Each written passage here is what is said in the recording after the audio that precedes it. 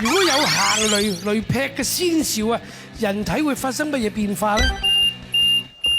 頭髮會豎起，因為本身你靜電嗰啲啊嘛，走啊！即係食咁你有靜電啊嘛，咁你梗係就嚟就會俾人。好，第一隻啦，我問你啊，如果你知道就嚟要啦，咁你要點樣走避啊？點樣要走？避開啲雷劈，真係聽過。伏低走避啊！呢棵樹度。呢棵樹度死梗。彈下，唔好俾自己掂個地下掂咁多。答案係彈下。彈下，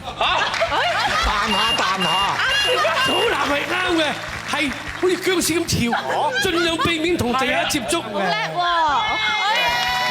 我假地都係1級榮譽學士，雖然我唔係讀科學。